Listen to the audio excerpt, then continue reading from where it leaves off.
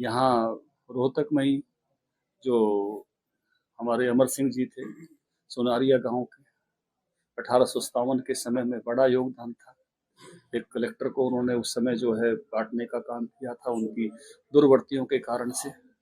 यहाँ के हीरा सिंह फोगाट भालोट के 3 पीढ़ियों के साथ 42 में जेल में गए थे। कहीं नाम है क्या? देवासपुर के गोविंद, फकीर चंद जैन हांसी के, लाला हुक्म चंद जैन घर के सामने फांसी दी गई थी। 14 साल का था फकीर चंद जैन जब उसको फांसी दी गई थी। वीरदास स्वामी को तोप से उड़ा दिया गया था। अनेक ऐसे वीरों के नाम है, ऐसी वीर गाथाएं हैं जो रूपा खाती नांदा जाट को कोल्डी से रगड़ दिया गया था हांसी की लाल सड़क पर। देवासपुर के 11 आदमी थे जिनको कोल्डी से रगड़ा था सोनीपत में।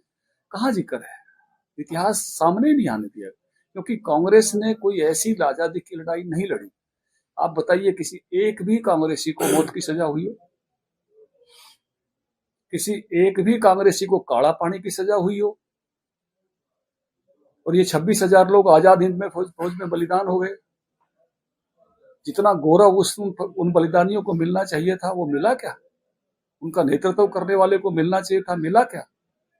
उनकी अनाम जिंदगी के बारे में भारत पूछता रह गया कि सब लौट आए, बोस नहीं आया।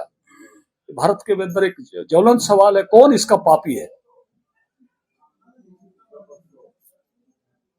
ऐसी वीर गाथाएं छुपा दी गई हैं, बहुत महान वीर गाथाएं। निश्चित रूप से कांग्रेस पार्टी ने इसका पाप किया है और केवल हमने आजादी दिलाई, इसका श्रेय लेने की कोशिश की है। लेकिन आज मुझे इस बात का आनंद है कि उन वीरों के नाम उजागर हो रहे हैं, उनके नाम पर स्मारक बन रहे हैं, उनकी याद को स्थायी किया जा रहा है। हम प्रधानमंत्री नरेंद्र मोदी जी को इसका धन्यवाद देते हैं। जहां डी सेरेमोनी कर दिया था नेताजी सुभाष चंद्र बोस ने 30 दिसंबर 43 को झंडा फहराया था, वह सेरेमोनियल तरीके से झंडा फहराया जा रहा है। उनकी मूर्ति वहां लगी है जहां कभी जहाज पंचम की मूर्ति लगती थी। तो ये जो गौरव के पल फिर से हमारे सामने खड़े हो रहे हैं, उन महापुरुषों को आदर देखते हुए, इसके लिए हम आभारी हैं वर्तमान सरकार के। और ये प्रक्रिया अटल जी के समय में शुरू हुई, उनका भी मैं आभार व्यक्त करता हूं। उन्होंने जहां शहीदों को अपने परिवारों के पास पहुंचकर अपने गांव में जो उनकी स्मारक बनने का जो अवसर दिया, उन्होंने जो अवसर दिया एयरपोर्टों के नाम महापुरुषों पर रखने का, ये तो डमडम एयरपोर्ट कितने सालों तक कांग्रेस के टाइम में नेताजी सुभाष चंद्र बोस एयरपोर्ट किया तो अटल जी ने किया। शांता क्रूज एयरपोर्ट कितने सालों तक बंबई में, छत्रपति शिवाजी एयरपोर्ट किया तो अटल जी की सरकार ने किया। Veer Savarkar airport, port Blair का नाम अटल जी की सरकार के समय हुआ। सर, लोकप्रिय गोपीनाथ बारदोले एयरपोर्ट अटल जी की सरकार में शुरू नाम हुआ। विवेकानंद एयरपोर्ट अटल जी की सरकार, चौधरी चरण सिंह एयरपोर्ट, बाबा साहब भीमराव अंबेडकर एयरपोर्ट। आज हमें आनंद है चंडीगढ़ के एयरपोर्ट का नाम शहीद आजम भगत सिंह के नाम पर हुआ है। ये जो सबका जो सम्मान जिनको मिलना चाहिए था, उनको सम्मान मिल रहा है। भारतीय जनता पार्टी तो 52 में बनी है, उससे पहले जनसंघ 52 में बना है। भारतीय जनता पार्टी तो 80 में बनी है। उससे पहले जो बलिदान देने वाले थे, मैंने पूछा कांग्रेस से सवाल पूछा, आपके सामने पूछ रहा हूं, क्या एक भी कांग्रेसी को फांसी की सजा हुई? उस समय के आजादी की लड़ाई लड़ने वाले सब लोग क्या केवल कांग्रेस के थे?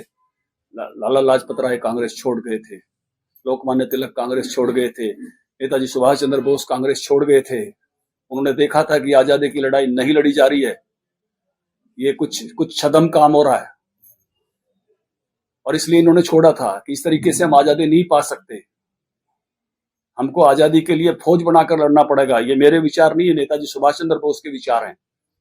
मैं तो उस समय था नहीं, उन्होंने जो अपने विचार अभिव्यक्त किए, मैं वो विचार आपको साझा कर रहा हूं उस महापुरुष के। आजादी की लड़ाई उन लोगों ने लड़ी जो बलिदान हुए, आजादी की लड़ाई उन लोगों ने लड़ी जो फांसी के उसमें कांग्रेसी नहीं थे। मैंने सवाल किया आपसे मीडिया में, सभी कांग्रेसियों से सवाल है कि एक भी कांग्रेसी का नाम बताए जिसको फांसी की सजा हुई हो, एक भी कांग्रेसी का नाम बताए जो काला पानी की जेल में गया हो। कोई भी कांग्रेसी नहीं था।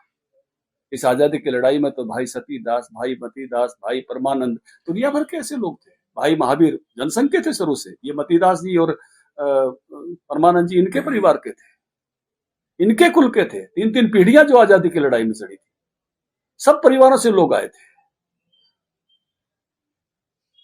इसलिए कांग्रेस ने यही तो गलती की ना, कि अकेला आजादी का ठेका अपने घर में लेकर रखने की कोशिश की। ये देश लड़ा था, इस देश के किसान लड़े थे, इस देश के जवान लड़े थे जो सेनाओं में थे।